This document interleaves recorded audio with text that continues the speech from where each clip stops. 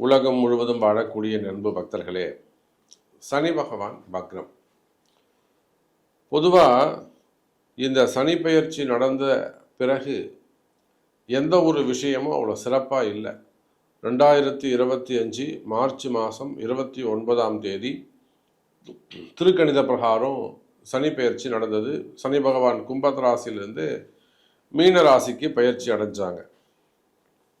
நிறைய பேர் சொன்னாங்க இது சனி பெயர்ச்சியே கிடையாது, வாக்கியப்படி நடக்கக்கூடியது தான் சனி பெயர்ச்சி, திருநள்ளாறு சனி பெயர்ச்சி தான் சரியானது அப்படின்லாம், இது ஒன்றுமே ஆக்டிவேட்டே ஆகாது அப்படின்லாம் நிறைய வாக்குவாதங்கள்லாம் கூட அது நிறைய நடந்தது. அது நமக்கு தேவையில்லை. பாருங்கள், இந்த 2025 மார்ச் மாதம் 29ஆம் தேதி எப்போ சனி பெயர்ச்சி நடந்ததோ, சனி பகவான் எப்போ மீனராசிக்கு வந்தாரோ, அந்த உட்கார்ந்த நாள்லேருந்து அடுத்து இந்த பூமி பந்து பிரபஞ்சம் முழுவதுமே கலகங்கள், நிறைய போட்டி பொறாமைகள், சண்டை சச்சரவு, யுத்தங்கள், இது எல்லாம் அதிகமாக நடந்துக்கிட்டு இருக்கிறது நம்ம பார்க்குறோம். அப்போ உண்மையிலேயே இந்த சனி பயிற்சி ஆக்டிவேட் ஆகலை, திருக்கணித பிரகாரம் ஆக்டிவேட் ஆகலைன்னா எப்பயும் பொழுதாலும் இருந்திருக்கணும். மார்ச் 29ஆம் தேதி இவர் சனி பகவான் மீனத்துக்கு வராரு. ஏப்ரல் மாதம் 20-24 தேதி கிட்ட பாகிஸ்தான் தீவிரவாதிகள் என்ன பண்ணுறாங்க, அட்டாக் பண்ணுறாங்க. பெரிய யுத்த போராட்டமே நடக்குதுங்க, யுத்தம் உருவாகுது. சரி, அது அப்படியே கொஞ்சம் அடங்குச்சு அப்படின்னாக்கா மே மாதம் இஸ்ரேலுக்கும் இப்போ பாருங்கள் ஈரானுக்கும் தேவையில்லாத போர் பதட்டங்கள் நடந்துக்கிட்டு இருக்கு. அப்போது இந்த திருக்கணித பிரகாரம் நடந்த சனி பெயர்ச்சி, இந்த சனி பகவானுடைய அசைவு இந்த நாட்டுக்கே இவ்வளவு மாறுதல்களை ஏற்படுத்துதுன்னா சாதாரண மனித வாழ்க்கையை என்ன செய்யும்? சனி பகவான் வக்ரகதி அடைகிறார். ஒரு பெருமூச்சு விட்டுக்கலாம். அப்போ அப்படி ஒரு மாரத்தானில் ஒரு 10 கிலோமீட்டர் ஓடிட்டு போனவங்க ஒரு சேரில் உட்காந்து பெருமூச்சு விட்டா எப்படி இருக்கும்? அதை போல் இந்த சனி பகவானுடைய வக்ரம் என்ன செய்ய போகுது? அடுத்த 5 மாதங்கள், ஜூலை 13னா ஆகஸ்ட்,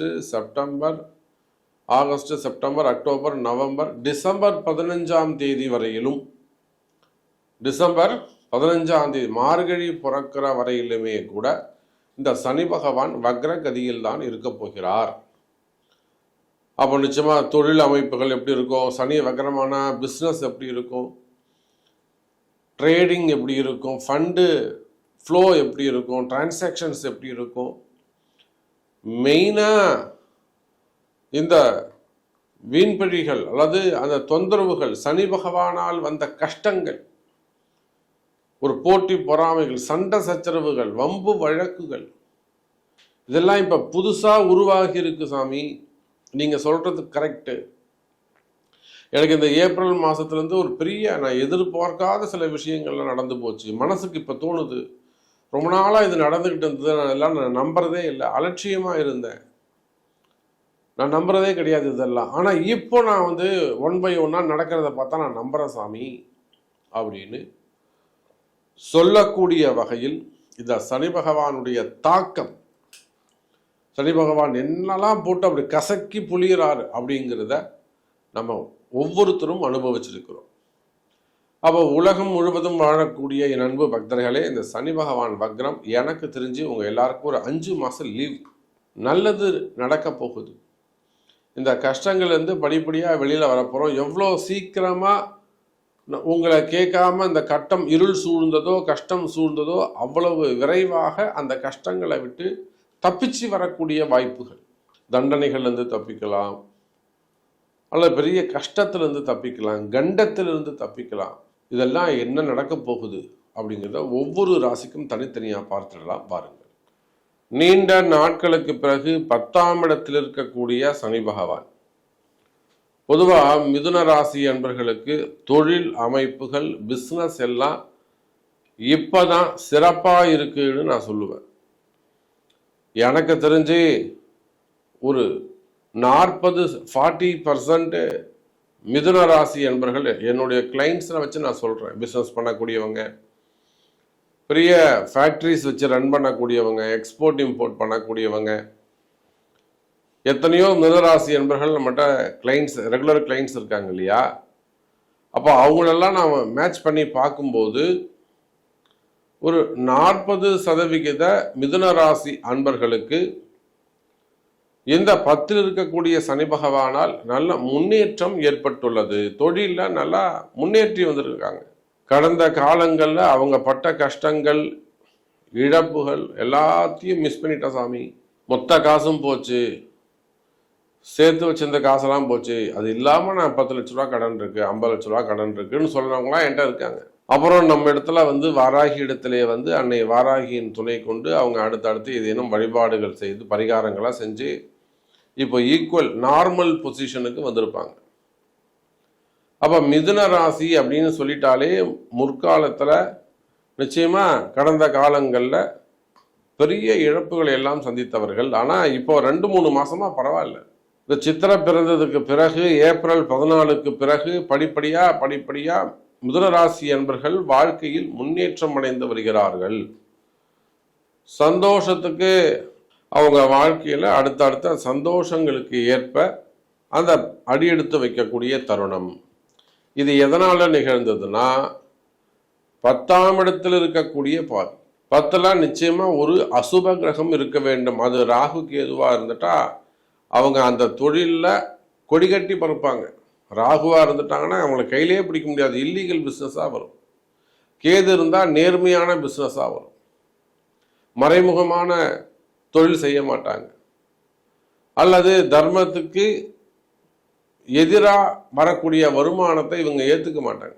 அப்போ மிதுன ராசி என்பர்களே, உங்கள் ராசிக்கு 10ஆம் இடத்தில் வந்த சனி பகவான் குருவுடைய வீட்டில் போய் உட்கார்ந்ததுனால இந்த ஏப்ரல் 14ஆம் தேதிக்கு பிறகு படிப்படியாக ஸ்டெப் பை ஸ்டெப்பாக மிதுன ராசி என்பர்களுக்கு பிஸ்னஸில், லைஃப்பில் ஒரு லைனில் சிங்கிள் லைனில் சொல்லணும்னா, சிங்கிள் வேர்டில் சொல்லணும்னா உங்கள் லைஃப் அடுத்து நல்ல ஒரு இம்ப்ரூவ்மெண்ட் இருந்து கொண்டே வருகிறது. அப்போ இந்த கால சூழ்நிலையில் அடையக்கூடிய சனி பகவான் அடையக்கூடிய வக்ரம். பொதுவாக இந்த சனி வக்ரம் மிதுன ராசி என்பவர்கள் யாருக்கு உதவும் அப்படின்னா, இயற்கையிலேயே உங்கள் பிறப்பு ஜாதகத்தில் சனி வக்ரம் அப்படின்னு இருக்கும் பார்த்தீங்களா, அவங்களுக்கெல்லாம் இது யோகமான காலம். உங்கள் பிறப்பு ஜாதகத்தில் சனி பகவான் வக்ரம் அப்படின்னு இருக்குமே ஆனால் அவங்களுக்கெல்லாம் இது யோகமான காலம். அவங்களாம் ஜெயிக்கிறதுக்குன்னு கடவுள் ஒரு பீரியட் கொடுப்பார், டைம் அவுட் கொடுப்பார். அதுதான் இந்த 5 மாத காலம். அப்போ உலகம் முழுவதும் வாழக்கூடிய மிதுன ராசி என்பர்களே, உங்களுக்கு இருக்கக்கூடிய தொழிலில் இருக்கக்கூடிய கஷ்டங்கள், மெயினாக செய்தொழிலில் உங்கள் பிஸ்னஸில் இருக்கக்கூடிய கஷ்டங்கள், கடன் சுமைகளாக இருக்கலாம், கடன் பிரச்சனைகளாக இருக்கலாம், வம்பு வழக்குகளாக இருக்கலாம், கோர்ட்டு கேஸாக வாக்குவாதம் பண்ணிக்கிட்டு இருக்கலாம். உங்கள் பணத்தை தள்ளி நின்று வச்சுட்டு வேடிக்கை பார்த்துட்டு மனசு புழுங்கிட்டு இருக்கலாம். ஐயோ, என் பணம் அங்கே இருக்கே, படுத்தா தூக்கம் வரல, நினச்சி நான் புழுங்குறேன் சாமி, அப்படி ஒரு தப்பு பண்ணிட்டேன், முட்டாள்தனம் பண்ணிட்டேன், எப்படி தான் கொடுத்தனே எனக்கே தெரியல. இந்த மாதிரியெல்லாம் தொழில் செய்யக்கூடிய பிஸ்னஸில் கஷ்டங்கள் இருக்குமே ஆனால் கவலை வேண்டாம் மிதுன ராசி அன்பர்களே. அடுத்த 5 மாதங்கள் என்னெல்லாம் கஷ்டப்பட்டீங்களோ அதிலிருந்து மீண்டு வரக்கூடிய கால நேரம். கொடுத்த பணங்காசுகள் திரும்பும், ஏமாற்றங்கள் வெற்றிகளை மாற்றி கொடுக்கும், உங்களுக்கான வருமானம் அதிகரிக்கும், அதே சமயத்தில் வேலை வாய்ப்புகள் உருவாகும், வேலை செய்கிற இடத்துல வேலையில் நல்ல இம்ப்ரூவ்மெண்ட்ஸ், ப்ரமோஷன்ஸ் கிடைக்கும்.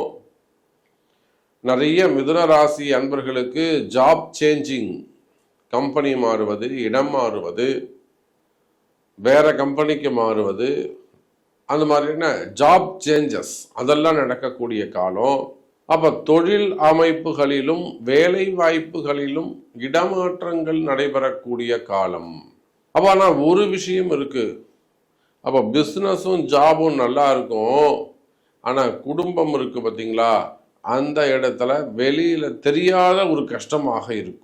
ஒரு சில இடங்கள்ல செய்வினை கோளாறுகள், ஏன்னா 10ல் வக்ரம் அடையக்கூடிய சனி, செய்வினை கோளாறுகள். இது நம்ம பெரிய பெரிய கம்பெனிகளில் கூட நாம் இதை பார்க்குறோம். போட்டி பொறாமைகளை செஞ்சுறாங்க, இடதோஷங்கள் அமைஞ்சு போயிடுது, நிறைய ஒரு 10 பேர் வந்துட்டு போனதுக்கப்புறம் அந்த இடமே சூழ்நிலையே மாறுது. இதெல்லாம் அந்த இடதோஷத்தை குறிக்கும். அந்த மாதிரி இடதோஷங்கள் இருந்திருக்குமே ஆனால் அது செய்வினை கோளாறுகள், அடிபடுவது, விபத்துக்கள் ஏற்படுவது, இது எல்லாமே சனி பகவானால் வரக்கூடிய இருட்டுன்னு சொல்லக்கூடிய தாக்கம். நமக்கு யாராவது ஏதாவது செஞ்சுட்டாங்களா அப்படிங்கிற ஒரு மனசு கஷ்டம். அது இருக்கோ இல்லையோ அந்த கால நேரம், இந்த சனி வக்ரம் முடிகிற வரலாம் அந்த எண்ணங்கள் இருந்து கொண்டே இருக்கும். இல்லை கரெக்டு தான் சாமி, நீங்கள் சொல்கிறது எனக்கு இன்னார் தான் செஞ்சுருக்காங்க எனக்கே தெரியும். அந்த மாதிரி செய்வினை கோளாறுகள், மந்திர மாந்திரீக தோஷம், தெரியாமல் போய் அதை மிதிச்சிடுறது, தாண்டி போயிடுறது, தெரியாமல் போய் அதை சிக்கலில் மாட்டிக்கிறது. மெயினாக வீடு பிரச்சனைகள். நல்லா கம்பெனி நல்லா ரன் ஆகிட்டே இருந்திருக்கும், திடீர்னு அந்த கம்பெனி வந்து டல் ஆகும், இல்லைன்னா ப்ராஃபிட் இல்லாமல் இருக்கும். இதெல்லாம் இடதோஷத்தை குறிக்கக்கூடியது. இப்போ கூட பார்த்தீங்கன்னாக்கா வருகின்ற 28, 29, 27, 28, 29 3 நாள் கோயம்புத்தூர் போகிறோம். அங்கே இருந்து தங்கியிருந்து ஒரு பெரிய ஃபேக்ட்ரி அவங்களுக்கு கொஞ்சம் அந்த இடதோஷ நிவர்த்திகள்லாம் செஞ்சு 3 நாள் அங்கே தங்குறோம். அப்போ அது மாதிரி கம்பெனி, தொழில் நிறுவனங்களாக இருக்கலாம், கம்பெனிகளாக இருக்கலாம், வீடாக இருக்கலாம், பிஸ்னஸ் சென்டராக இருக்கலாம், இந்த மாதிரியான கஷ்டங்கள் எல்லாம் இருக்குமேயானால் அவையெல்லாம் கூட விலகுவதற்கு வாய்ப்புகள் உண்டு. அப்போ ஒரே வரியில் சொல்லணும்னா, மிதுன ராசி அன்பர்களே, உங்கள் கஷ்டத்திலிருந்து ஜெயிக்கக்கூடிய காலம் இந்த சனி பகவானுடைய வக்ரம் உங்களுக்கு அற்புதமான பலனை, ஜெயிக்கக்கூடிய வெற்றிக்கான வாய்ப்பை உறுதி செய்யக்கூடியதாக அமைகிறது என்பதை சொல்லிக்கொண்டு மீண்டும் ஒரு அற்புதமான பதிவில் சந்திக்கிறேன். நன்றி, நமச்சிவாயம். ஜெய் வராகி, ஜெய் ஜெய் வராகி.